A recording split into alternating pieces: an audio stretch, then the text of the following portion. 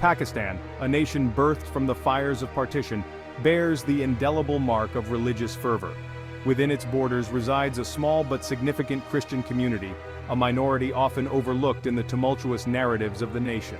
Numbering roughly 4 million, Pakistani Christians constitute a mere 1.6% of the population.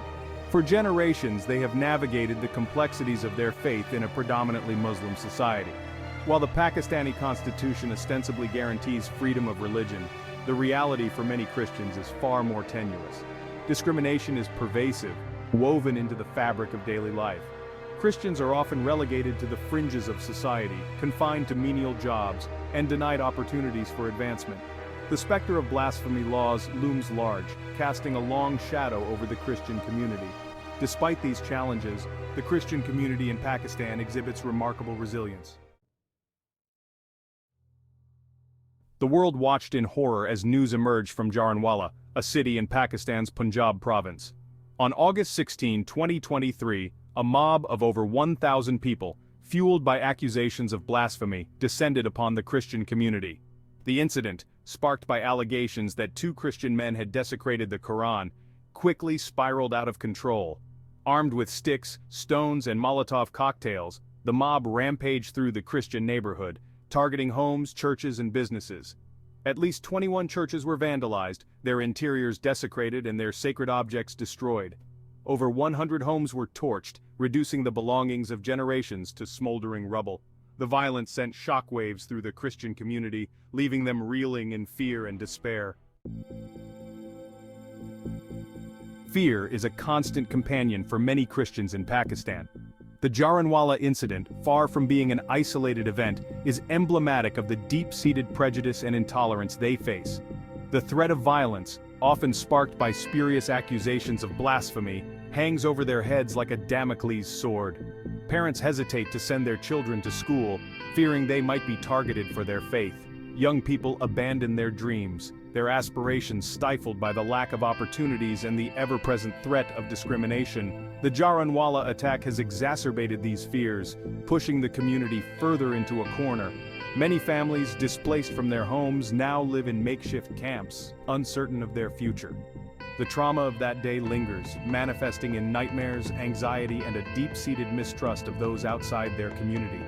The wounds run deep, both physical and emotional, and the road to recovery appears long and arduous. The Jaranwala incident sparked outrage and condemnation from across the globe. World leaders, human rights organizations, and religious figures denounced the violence and called for swift action against the perpetrators. The United States, the European Union, and the United Nations issued statements expressing their deep concern over the targeting of religious minorities in Pakistan. Meanwhile, the international community mobilized to provide humanitarian assistance to the victims. Aid organizations rushed to provide food, water, shelter, and medical supplies to those displaced by the violence. The Catholic Church, through its charitable arm Caritas, played a significant role in coordinating relief efforts. The struggle for justice and equality is a marathon, not a sprint. The Jaranwala incident, though horrific, is but one chapter in the ongoing saga of Pakistan's Christian community. For generations, they have navigated a complex web of discrimination, prejudice, and violence. Entrenched societal biases, coupled with a legal framework that often disadvantages minorities, create significant obstacles to achieving true equality. Addressing these systemic issues requires a multi-pronged approach. Education plays a crucial role in fostering tolerance and understanding between different religious communities. Reforming the education system to promote interfaith dialogue and challenge religious stereotypes is essential. Strengthening the rule of law and ensuring accountability for crimes against religious minorities is paramount. The Jaranwala incident stands as a stark reminder of the fragility of peace and the ever-present threat of religious intolerance. It is a call to action, a summons to confront the forces of hate and division that seek to tear apart the fabric of society. The path forward lies not in retribution or recrimination, but in building bridges of understanding and fostering a culture of respect for all. Creating a more tolerant future requires a collective effort, a shared commitment to upholding the values of empathy, compassion, and justice. Interfaith dialogue plays a crucial role in breaking down barriers and fostering mutual understanding. Education is another powerful tool for promoting tolerance and understanding.